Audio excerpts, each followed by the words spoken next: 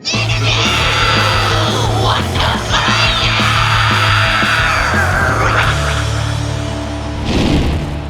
this is Amos from Tesseract, and you're listening to Interview Under Fire.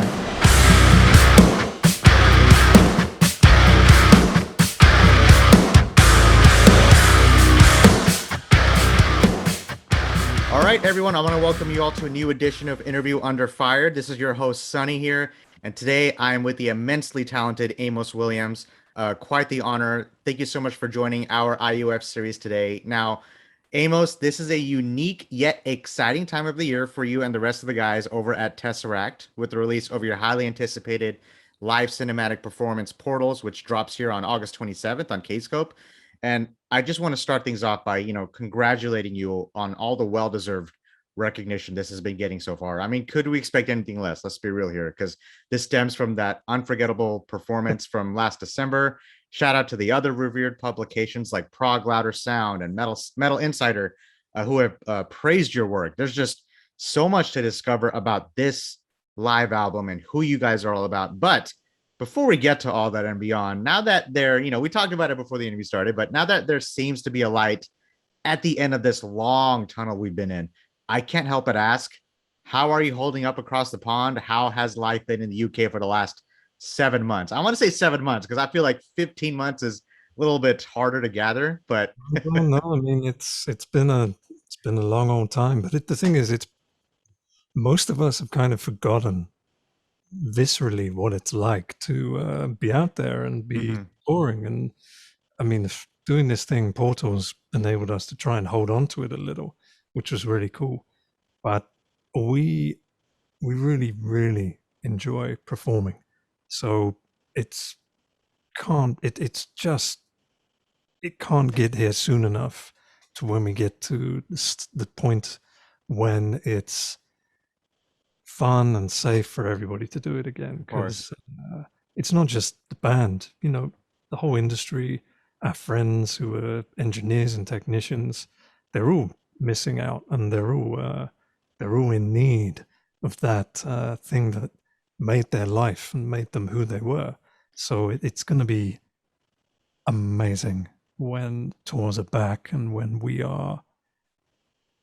I mean, it's not going to be the same again, is it? Because we'll experience this. But whatever it looks like and whatever shape it takes, we're going to embrace it fully, and we're going to really just grab it. There are no words for it. I mean, that's the whole point, because you're stumbling along your words. There's no words for it, because part of the reason what makes Tesseract is a live experience that you guys put on stage, which we'll get to later in this conversation. And for people who don't know, and Tesseract is actually a big important one for me. Like, I wouldn't be here today if it wasn't for the music they put out in the career. Now, life as of late, obviously many of us have been away from the stage a lot, fans and musicians alike. But Amos, bro, how have you been keeping up your bass playing, your vocals, instrumentations these days? I mean, is that affecting your musicianship? Has anything changed for your routine wise lately, if at all?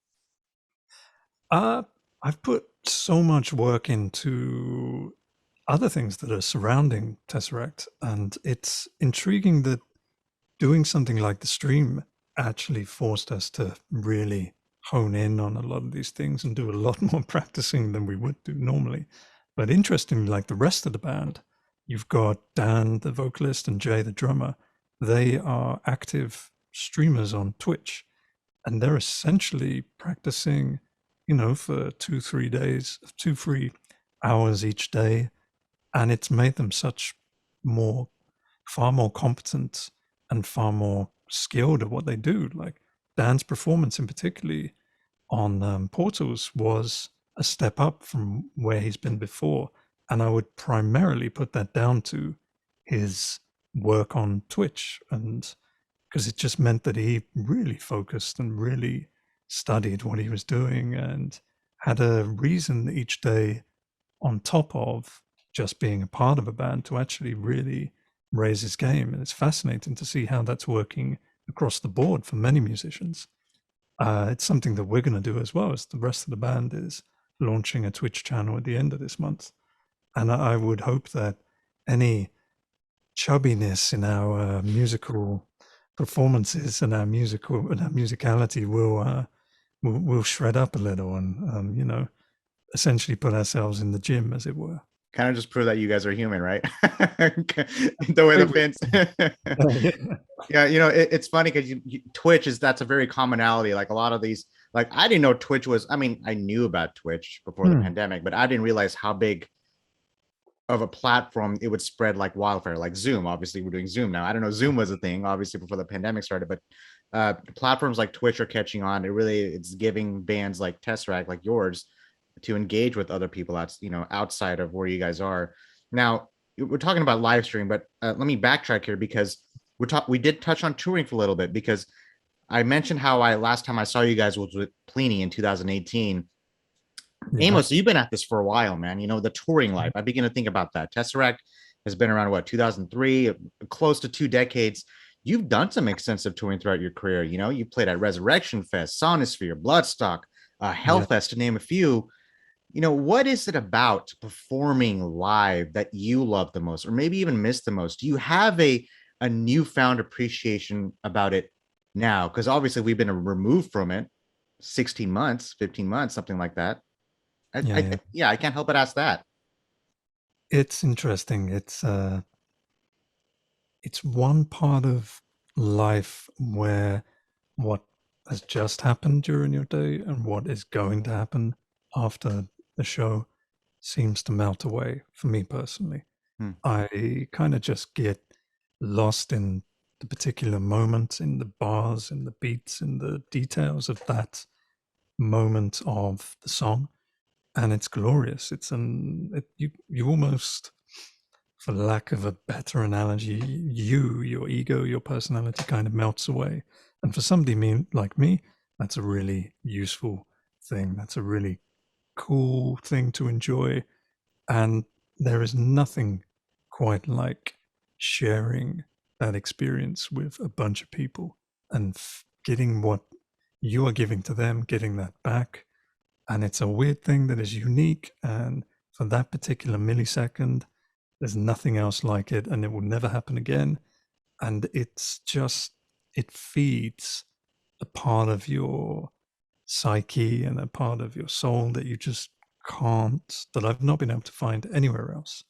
It's strange. A lot of musicians, when they come off tour, they get depressed. So it must be essentially doing the same sort of thing that a drug's doing. It gives you something that your brain loves to have, like caffeine, like dopamine, like some. Yeah. I'm going to say it's to call it a drug makes it negative, because it's not. It feeds you in a positive manner, and so long as you can have that to look forward to again, I think it can keep you going through some darker times. And knowing that we're going to get there again makes me really happy, because I know that not just myself, but the rest of the guys in the band are going to experience that again. And that's really cool. And the anticipation really starts to kick in once you get those tour dates lined up, right? And what is it, 2022? Is you guys had that lined up, and I can't wait to see you guys again. Obviously, I'll probably be the one going crazy in the front. You'll know who I am, and I do want to get your take on this, because before we segue in the portals, because this is a very common subject. I'm sure not only for our publication, for thousands of publications out there. You've seen this, you've done it, live streaming. Obviously, a lot of the bands, what they've been doing on stage, taken to the screen. And there's no wrong answer to what you're about to say, because we've had artists come on Interview Under Fire, like Devin Townsend and Atreyu, August Burns Red, Trivium, just a bunch of talented people like yourselves. And they talked about their experiences on, selling virtual tickets to the fans, pre-recording a show, live streaming a show. But, and you guys were a big part of that. But do you think what we all saw during the rise of the quarantine-induced live streaming, is that going to affect the touring musician business going forward through your perspective? Like, do you still see bands doing this once we approach December, once we approach 2022 going forward? You need to take the positives from it as a band. You need to realize that you can be everywhere in the world on one tour date, and you can't do that normally. You can reach the fans that you could never reach. And that's really cool. I don't think it's going to be detrimental in any way whatsoever to ticket sales. I think it's going to help them, because if you time a streamed show as, say, maybe early on in your tour or even prior to your tour, it's the perfect advert for your tour. It is the perfect show without any limitations, because you don't have to turn up after traveling for 12 hours, get everything set up, perform, get everything packed down and out the venue. It's a limitless version of you. Um, there's no there's no blockade to your creativity with this show. Mhm. So it really is just up to the artist to push it as far as they wish to, for that one date that becomes a worldwide date, as I suggested. So I'm really looking forward to seeing this happen more often. Many like pop artists have fully embraced this, Oh yeah. and you can tell that it is successfully is financially successful when pop artists are just throwing money at it, and they're trying as hard as they can to outdo each other and to find, more often than not, they're the most creative productions. And looking at what they're doing, it's great to see like the involvement, the technologies that are evolving with XR and augmented reality, and also VR, and seeing where that can go.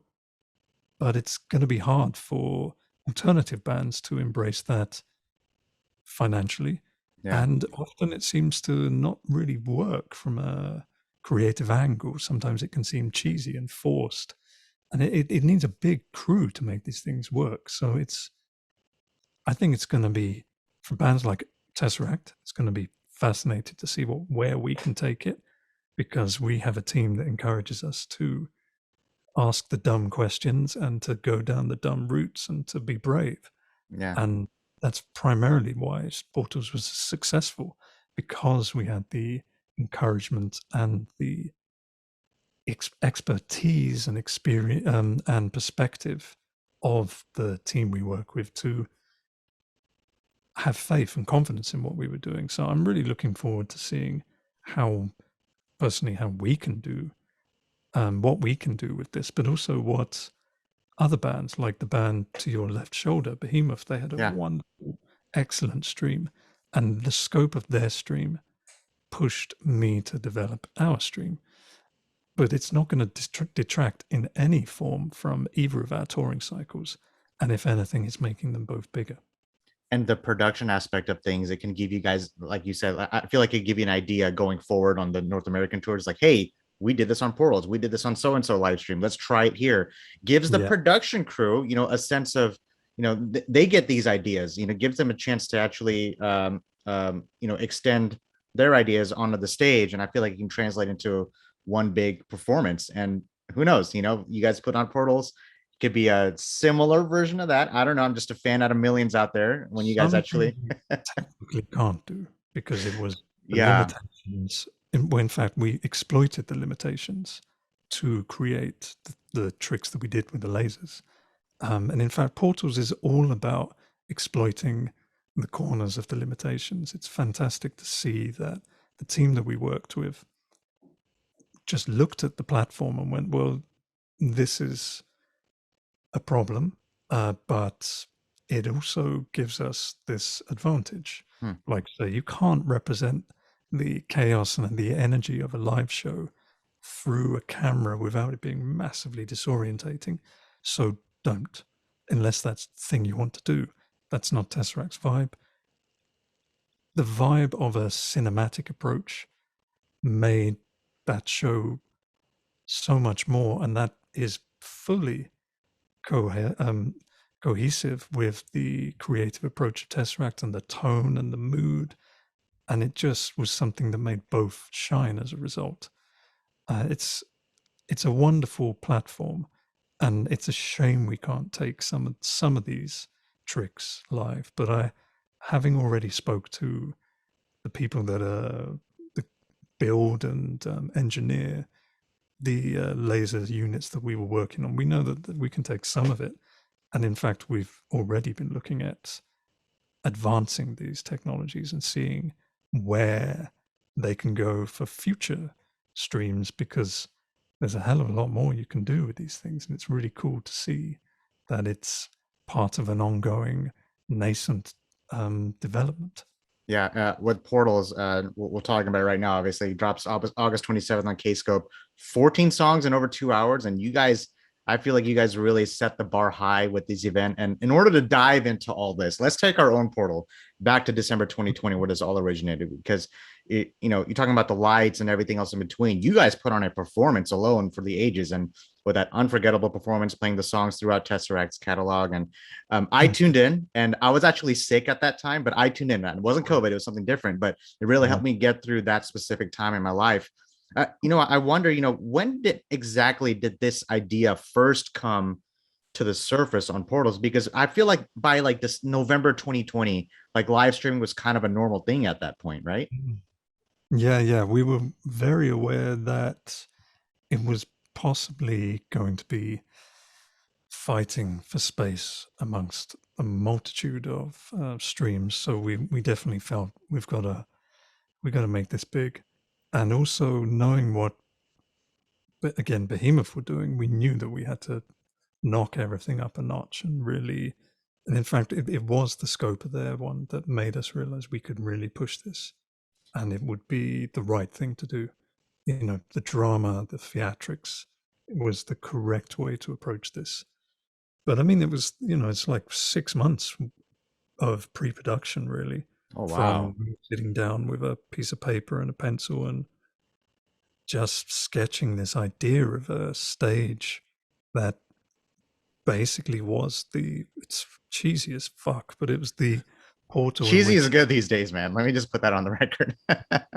road ahead was so obvious once the initial stage sketch was just penciled down after my morning coffee one day. It just made so much sense after then, and it was almost like following the blueprint that somehow the show was creating for us. So Hmm. it was quite it's quite interesting to see that we kind of work like that anyway. We're almost chasing the clues that what we create gives us. But it was interesting to almost just to let it happen and to really dive into this feet first, and just head first, even's a better way to say it, and just not care about what if, but what about that? This is expensive. Just to really go, this could maybe be the last time we perform.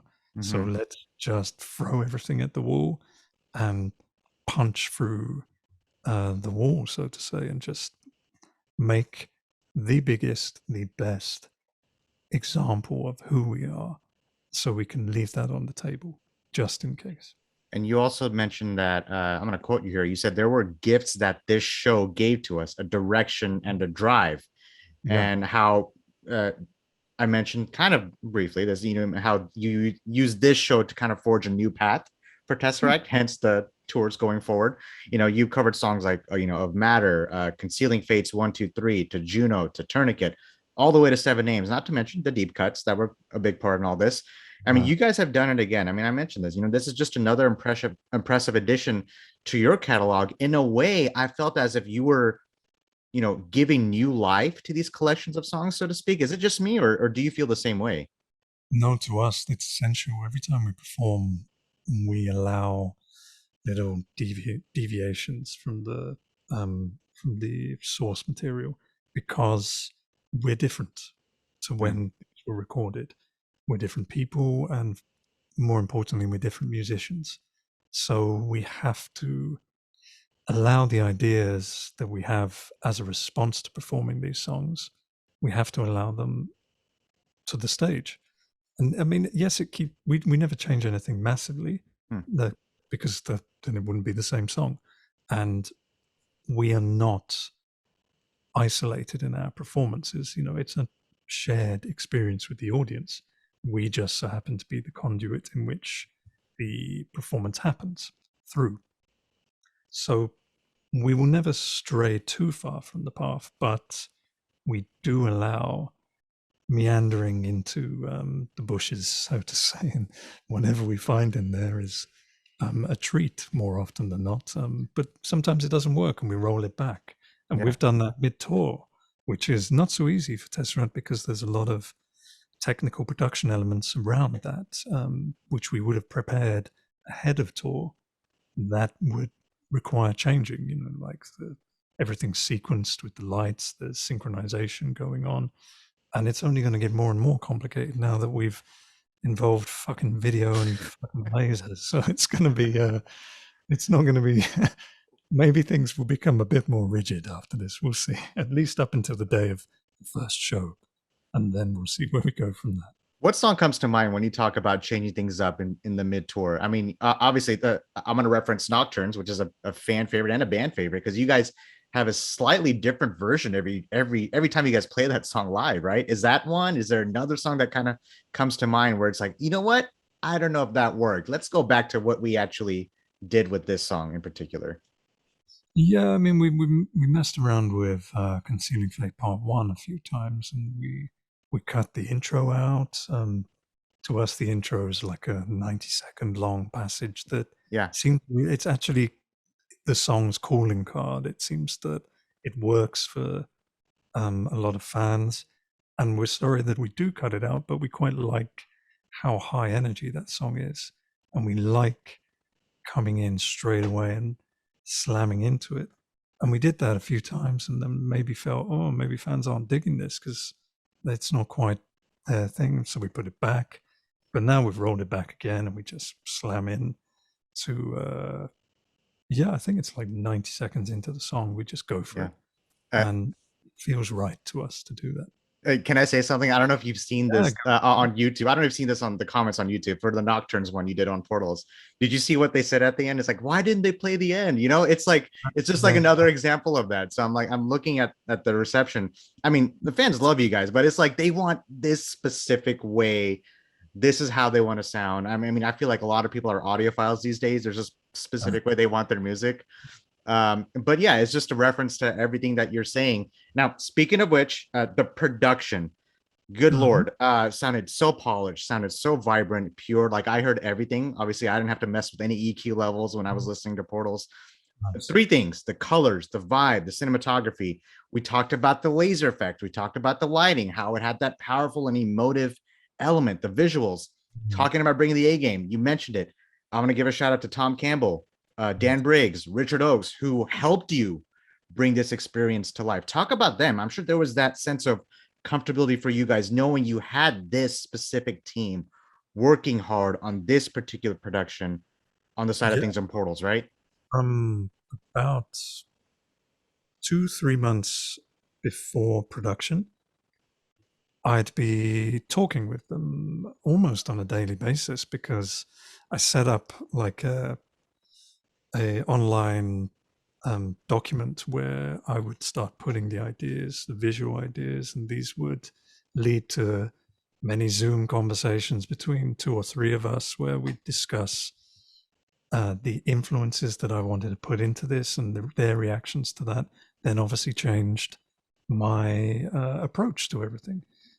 Like, for example, I was keen to explore things like Ridley Scott's approach with Blade Runner and things like Oh my that. gosh. Alien. If we're gonna dive into movies, Well, I mean, just watch it there because I won't be able to stop myself. But I see where you're coming from. I see where you're coming from. we tried to capture that tone that Alien has from the beginning, and that the grunge and the dirtiness that's there that almost makes it noir, but then also wanted to create the architectural vibe of Blade Runner and how that built lines into the show and how the color washes of Blade Runner work exceedingly well to just make you think about different things. And it's, I'm not sure if color theory does exist. I don't know if it works for everybody, but certainly creating your own color theory does something. So you,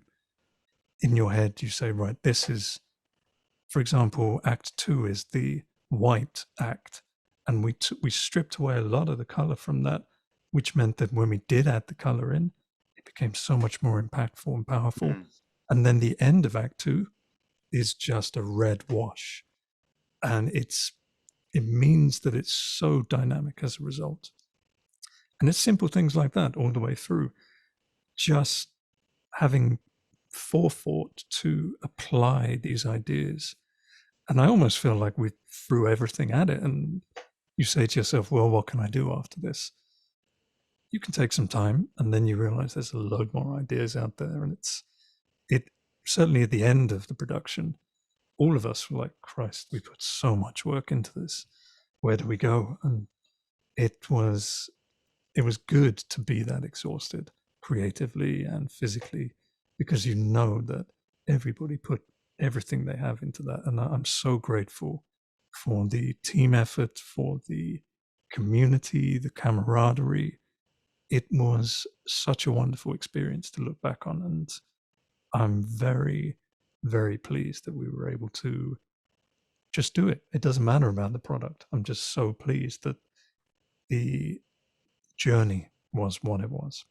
And I want to mention another name out to you is Mike Mullion, who's a drummer for Monuments, and he replaced Jay Postones. And Mike's performance during all this, I mean, I felt like there couldn't have been a better fill-in for Jay during this performance. What did you see, Amos? How do you think Mike handled this whole experience? He kicked it up. He really did. His positivity was the right thing for that time, because obviously everybody's worried about it. And he came into this mix, and it was comfortable. It was natural. It was fun to have him on board because he's a friend from a very long way back. Mm-hmm. So we had faith in him, and again, having faith in all the team members meant that we could just push ourselves without any concerns. He definitely helped drive the show. And actually, I was just speaking to him this morning because him and his wife watched the show back for the first time in a long time last night, and he was just telling me it was such a cool experience. And I was trying to explain to him, oh man, it wouldn't have happened without you. Yeah. So pride is one thing, but just be happy that you have that memory, because it's a small recompense for the level of impact you had on the show, and it's I really can't thank him enough. Yeah, well said. Shout out to Mike. Jay is what, 4 hours for me. So shout out to Jay and Mike for doing the work that they do. You know, Amos, I want to reiterate that you are a bass player. You know, a part of your style also derives on playing genres involved in jazz and funk before Tesseract. You know, that shows how impressive your own personal catalog is. You know, I've had the honor and privilege to speak to so many other talented bass players like yourself here in IUF. So I got to thinking, you did this interview with Metal Sucks back in 2013. Shout out to them, by the way, for giving me a chance to lead into this, because you said that you said you said bass is always on its own little shelf. And I noticed this about Tesseract too, how there is always room for bass within your songs. And I want to reference my personal favorite song, Cages, because the third act of that song is a thing of beauty on how it kind of just rides your dominant bass lines to finish it out. My point being, is this something that just clicked from day one with you and the rest of the guys on something tangible like this, a driving bass composition, or did it sort of just blossom into what it is today? Because the way I see it, I feel as if the bass is the heartbeat of the song. I think there's a lot of influence for all of us from Meshuggah, and that would be impossible to deny.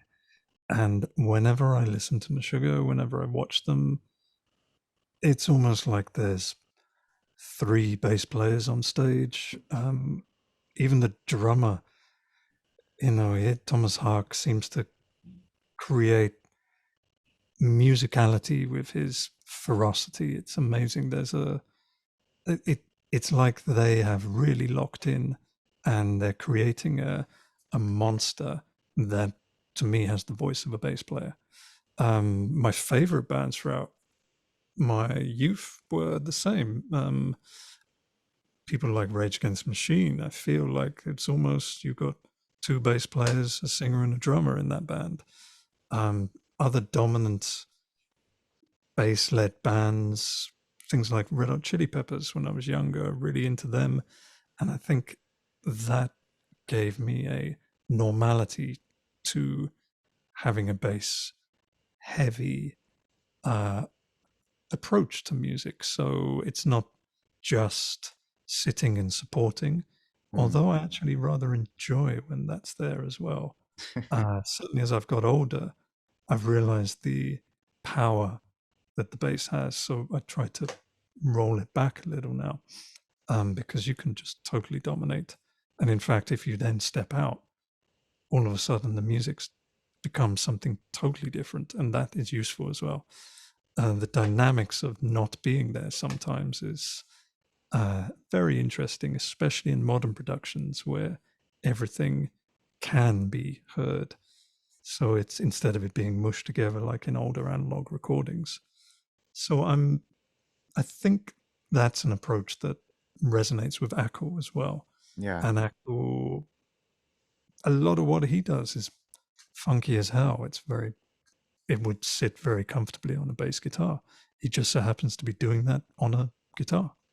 Yeah, and one of the many things that make Tesseract stand out from that group of prog bands is that, and we talked about film a little bit. I like a film reference. I feel like the soundtrack is a heartbeat to the movie. So I thought about that, and it's a very interesting dynamic. People, I mean, I play bass. I think it's a very underrated instrument, and especially how it kind of just like the driving force within the songs. You mentioned Meshuggah. Amos, we covered a lot of ground in this awesome interview. Again, thank you again for everything that you've done. From the different experiences and perspectives in your timeline that you've taken in, which we have discussed about, whether it's being in a band that's been through the hard-earned success, playing and touring for as long as you have, and the people you have met and worked with during these amazing records, and your band, Tesseract, you guys are credited as one of the bands to pioneer this whole gent movement across progressive metal. Now here we are in a new chapter in Portals. What is the most rewarding part for someone like you who is now at this point in their career? Did all that sort of just play a part in helping you grow as a person, even an artist? In other words, do you ever stop to take a look back at how far you've come? Yeah, all the time, especially during the production of Portals. It's weird, because it forced us to relive memories and moments. Hmm. I mean, the most important thing to me are the friends that I have made and keep making worldwide. I can go on my phone and hit up anybody in any time zone at the moment and know that I care for that person in a way that is reciprocated as well. I could probably go to any state in the US and know that I can have dinner with somebody. It's things like that that you it's hard to do that in any other role, in any other career. And I can't wait to continue doing that because you just don't know who you're going to meet. Very And it's true. very hard to be open all the time.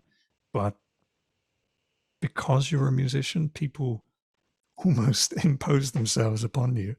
And if you can allow that to happen, it's which is quite difficult for an introvert like me. Definitely after a show as well. I'm a fucking mess. I'm just mentally and emotionally all over the place after a show.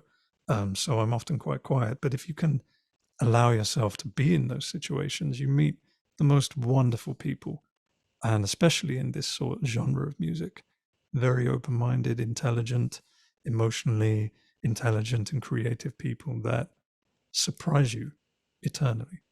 And it's I feel like you kind of describing myself because obviously I'm part of, I own this publication now. I'm the one doing the talking, right? I wouldn't. I was the introvert, years ago, and Mm, this genre, this just music allowed me to open up myself even more, that yeah, in ways I never thought was possible. I'm learning as much that's as I'm cool. learning about yourself. I'm learning more about me too. You guys have helped me get to this point in my Good. life. Perspective Um, is important, especially and for creativity. It's yeah, wonderful. introverts united, right? Yeah. Let's make sure that that's a thing out there. Now, this has been such an honor that this is the last part of the interview. I'm going to let you go here, but we talked about Amos. We kind of talked about film for a second, and I kind of end my interviews on a pretty fun note. I was going to ask.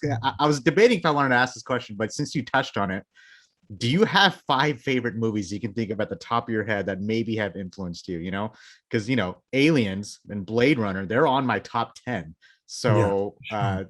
I mean, I mean, they are two of the five for sure. More so Alien, definitely. There's something about the darkness that hmm, allows. I don't know that's the whole thing about Tesseract. It's negative space and giving the audience space to exist, to allow them to have part of what you do. So yeah, negative space is very important. Um, so what would be a third one?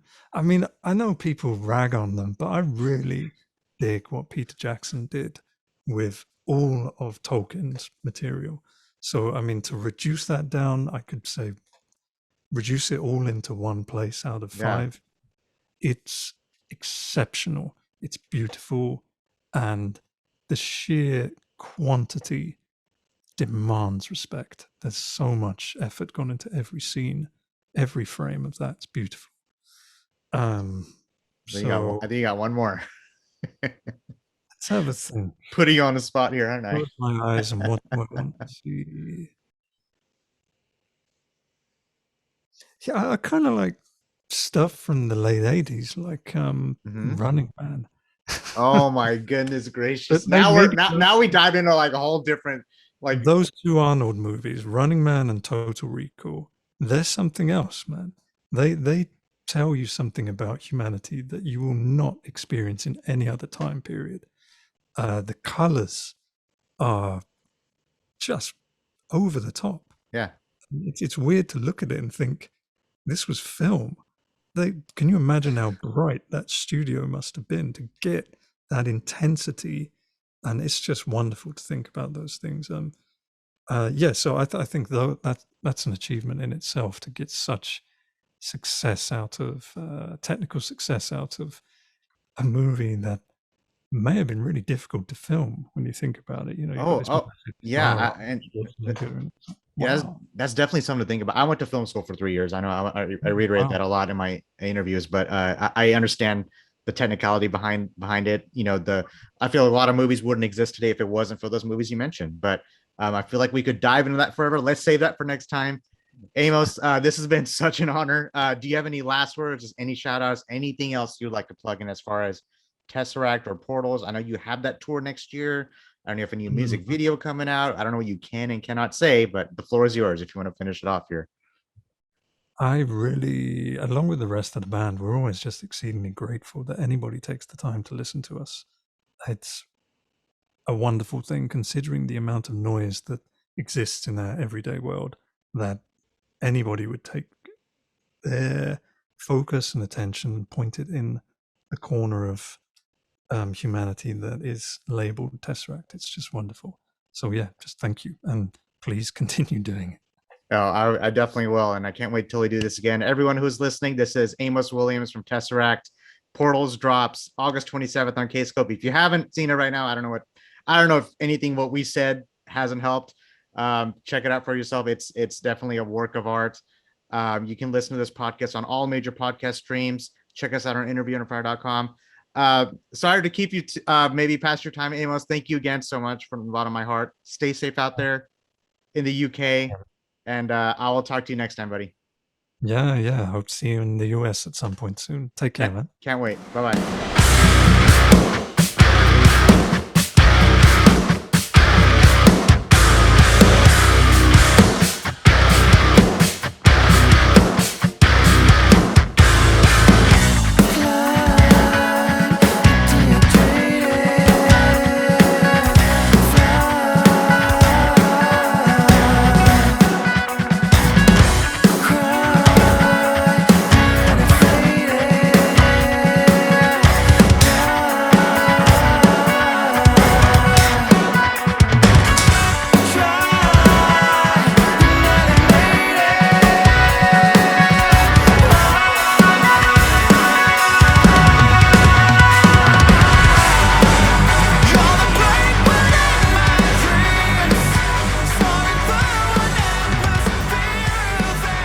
Hey guys, thanks for listening to Interview Under Fire podcast. If you guys liked what you heard, please subscribe and share our channel. And please leave a 5-star review, as that helps us tremendously.